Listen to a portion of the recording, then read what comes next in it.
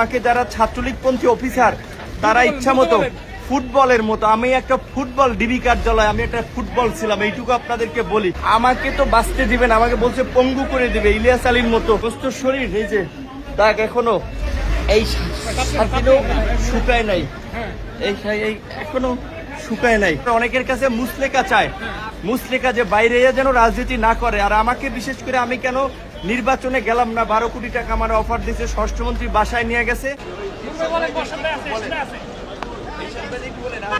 রিমান্ডে নিলে ব্যাপক চর্চা, ঝুলাইয়া গরু ছাগলের মতো ঝুলাইয়া কারেন্টের শক দেয় এবং সিনিয়র জুনিয়র নাই, চট থাপ্পড় গরুর মতো হাত পাও বাইন্দা পিটাইতেছে।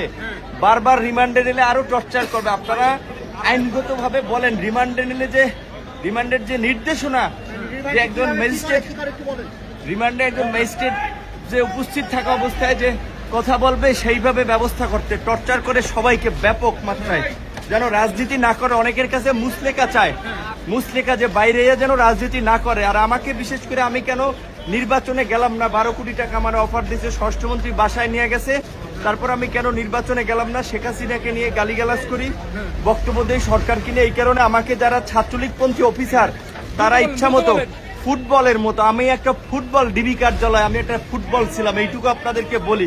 এখনো যদি আমার সুস্থ শরীর, এই যে দাগ এখনো এই সাথীও শুকায় নাই, এই এখনো শুকায় নাই। আপনারা একটু এইটা তো বলেন অন্তত, রিমান্ডে যে আমরা এই সরকারের পতন ছাড়া আমাদের বাঁচার এবং জাতির মুক্তির পথ নাই। সরকার পতন না হওয়া পর্যন্ত